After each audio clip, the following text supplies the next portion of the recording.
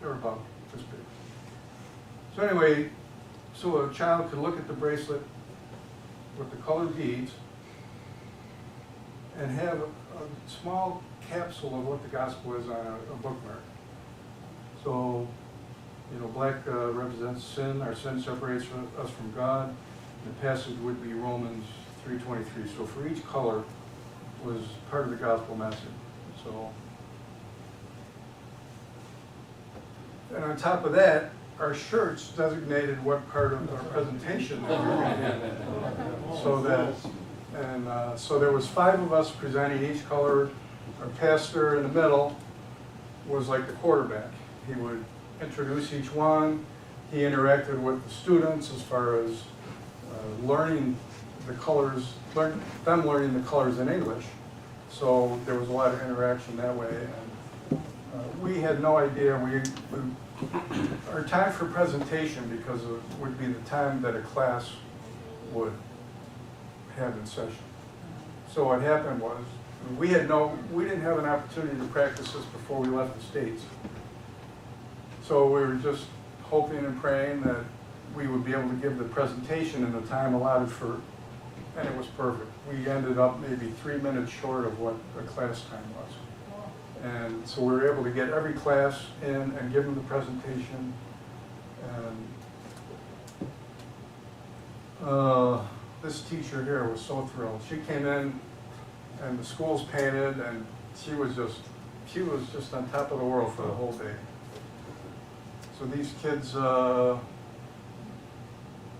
here, there's a woman there's a little kitchen there.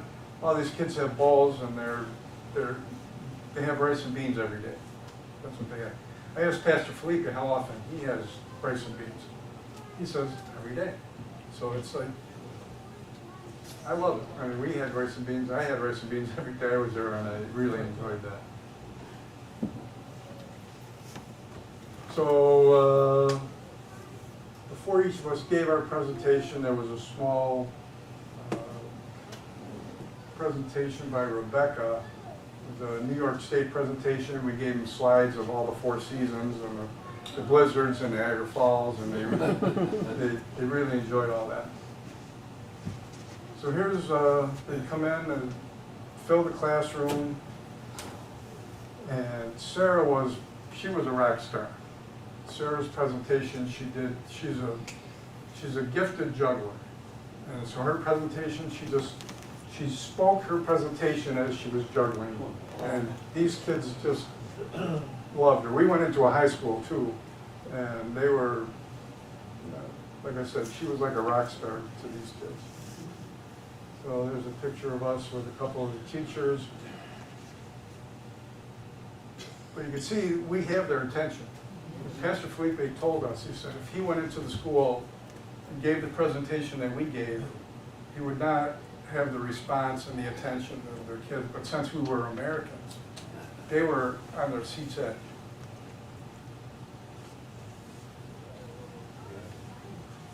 I mean, every head is right there, they're focused. So outside the school, the driveway right out to school, and this is actually part of the wall, I think, from the school here, but it's just dirt road. There's garbage in the road. Like I said, it's the rainy season. We only had 1 day without rain. You can see how God blessed us, because there was a couple days we had some pretty torrential downfalls. But it's kind of sad. I mean, the entire school property is a black wall, and it's got barbed wire on the top. When we got to the school to paint, it's locked. I mean, we had to wait for someone to come out and unlock the gate to let us in. So we're back for Sunday service at Caldas Novas. This is when they're full, they can hardly seat everybody here. And this wall, this back wall here is what they want to knock out and actually turn the altar so that they can just have the seats go back further into the property that they have there. And this is just Pastor Leary preaching, and Pastor Felipe was tremendous in his interpretation, because when he first came, when I first met him back in 2006, he struggled speaking English. And it was just astonishing that in this period of time between then and when we went on this trip, how well he spoke English and how quickly he would translate. So while I was there, we had the privilege of, there was a pastor's conference. And if you look right here, it's, what this says in Portuguese is to train, to send, to support pastors and planters in Goiás. Goiás was the state that we were in. So once a month, there's a pastor's conference, different speakers. Pastor Larry happened to be the speaker here, and there was a good number of pastors there and their wives. The furthest came from about, driving about 5 hours away just to get to the conference. So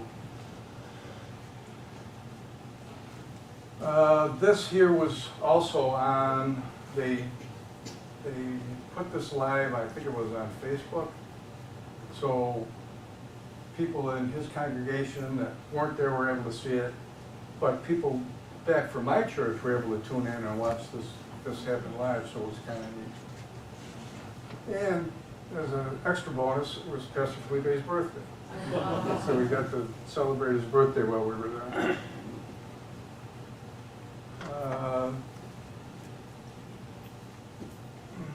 This is, whoops.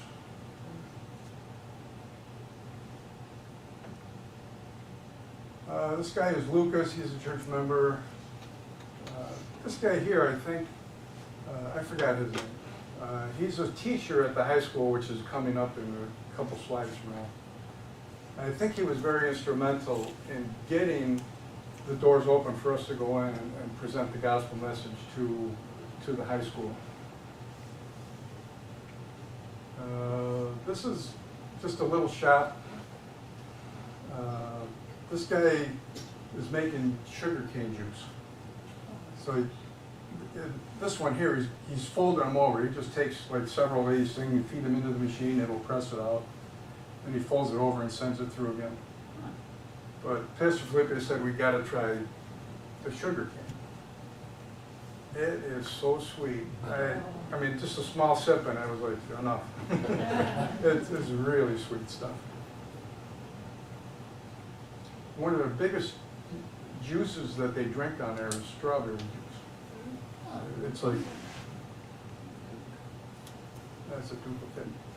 So some of the greatest times we had was just traveling, traveling from one thing that we're doing to the next, going back and forth through where we were staying. So we had a good time, a lot of good conversation. And, so one of our little trips, Rebecca asked Pastor Felipe,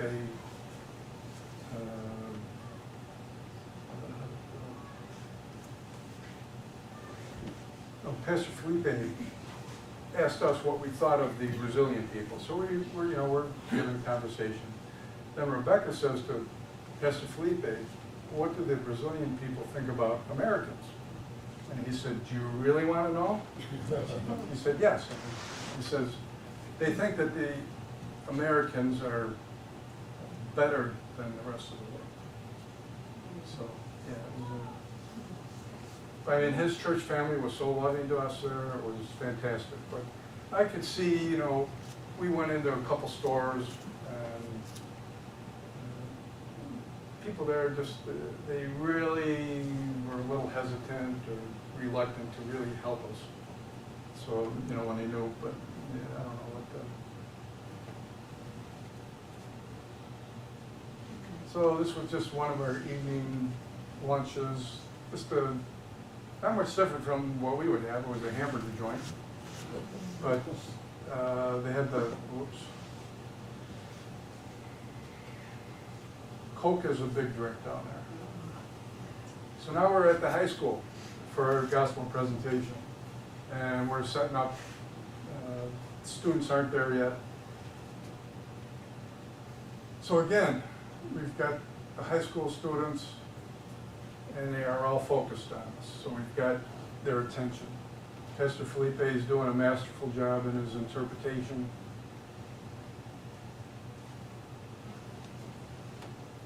So each of us doing our presentation. That's Rebecca opening it up with the New York presentation she's got.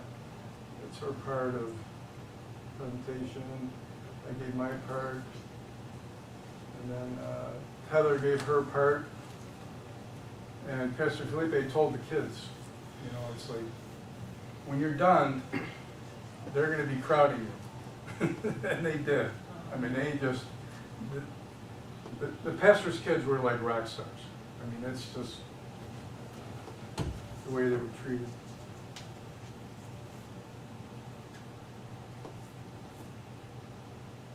So, presentation's going on. I'm waiting in the wings for my part, and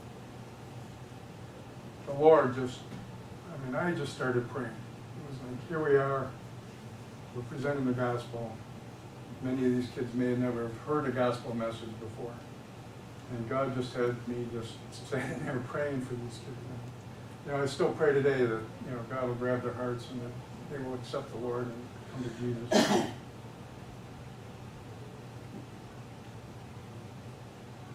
So this was afterwards, so it was like tons of selfies. These kids were delighted. A lot of questions. I was surprised at how many of them, these students, knew English.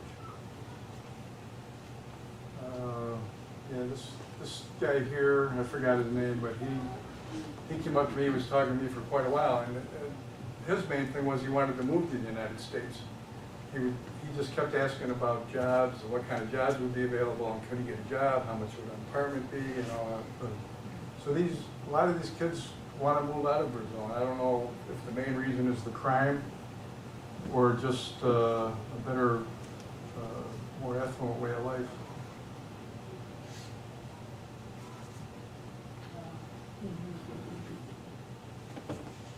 And even the kids in high school, you see the motorcycle helmet. A lot of them ride motorcycles. They're just a lot more inexpensive to own and operate than the cars are.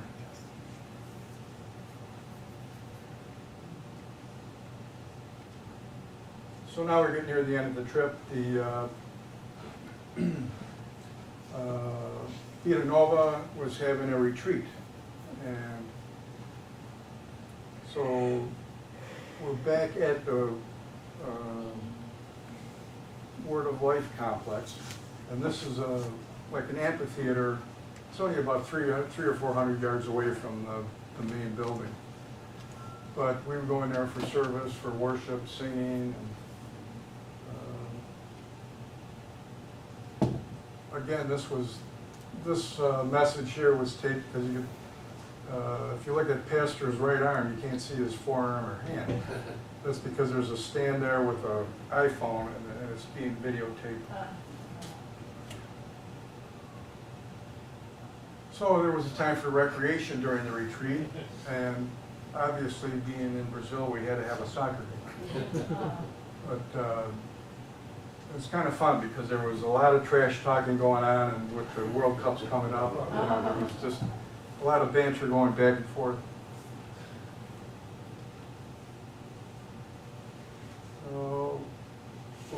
There was, before we left, there were a number of things that Pastor Felipe wanted us to bring down because they either couldn't get it or things that were too expensive.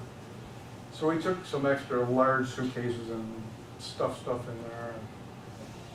One of the things we did for them was we brought games down. We brought can jam, ladder ball, spike ball, and bocce. So we wanted, when recreation time came, we wanted to bring those gifts and present them to them, that, you know, for them to have. And out of those 4 games, bocce was the big game. They all wanted to play bocce. Once they found out how to play it, they just fell in love with it. This is back at the worship center during the retreat. This is the band from the church. Yeah, the drummer here, he's the guy that was the teacher in high school. So it's kind of neat to get to know these people and to spend time with them. This was inside the Word of Life Conference Center. This is like the dining area. The kids were playing some games. Up on the top area here, there's living quarters for the missionaries and their children. And behind, there were offices for Word of Life in the same building. So they presented us with some small gifts before we left, and here we are here, our group. That was our last day there, being able to be with our friends from Caldus Novus Church. So it was going away. And this was the Last Supper. We went, which was actually lunch because it's later in the day. But we went into the city and had pizza. But this group here, it's Pastor Felipe's family, our church group, church members, and some of the missionaries are there also. So we had a good farewell. So when we left, we were dropped off. Again, we had the 2.5-hour drive to go to Guyana, and that's where we started our planes back to Toronto. So one of our deacons from church told Rebecca, he goes, when you go to Brazil, see if you can find peace and grace. So Pastor Felipe was in his office the day before we left, and he's doing some work, and there was an email that came through from our deacon, and he printed these off. They came through an email. So that was a message back to Phil. That was kind of neat. So that was it. You know, this is where we dropped off to say our goodbyes to the Felipes and started our journey back. So I had an opportunity to speak with Pastor Felipe, and I said, what is your vision for your church? And what's going on now is they have a fundraiser, they're probably about 20% to their goal, and that's for their church, the physical church expansion. And I mentioned Maurice, who he's bringing along, trying to get him prepared that he can take over the church. And his goal, after Maurice can take over the church, just like he came into Caldus Novus and there was no Bible teaching church, there's 4 cities surrounding that need a church too. And so that's his vision, is to plant a church in those 4 cities that are around Caldus Novus. And on top of that, I took this picture. It doesn't look pretty, but this is actually taken from the corner of the church. And it's a much larger piece of property than it looks like in the photograph. But his vision for this, he wants to eventually be able to purchase this property. He wants to build a youth, excuse me. He wants to build a youth center.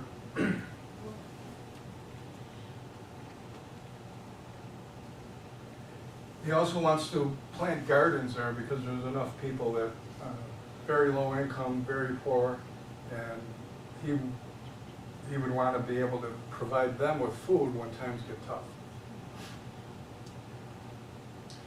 And there's other needs that there's other things that he wanted to do, but they weren't quite as prominent as that. So that was our trip.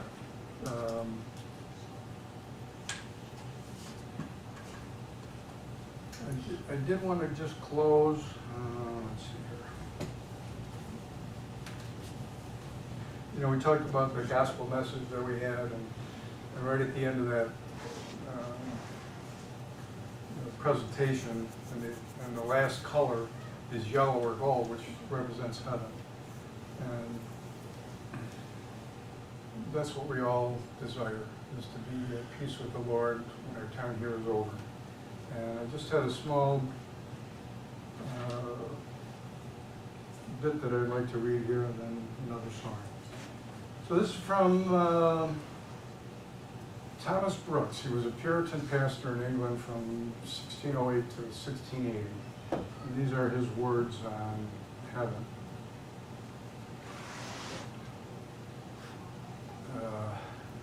Titled, No Mind Has Imagined. In heaven your knowledge shall be full, your love full, your visions of God full, your communion with God full, your enjoyment of God full, and your conformity to God full. And from thence will arise fullness of joy. All the joy which we have here in this world is but pensiveness, compared to that joy which we shall have in heaven. All the pleasure which we have here in this world is but heaviness, compared to that joy which we shall have in heaven. All sweetness which we have here in this world is but bitterness, compared to that joy which we shall have in heaven. And then from 1 Corinthians 2:9, it says, No eye has seen, no ear has heard, and no mind has imagined what God has prepared for those who love Him.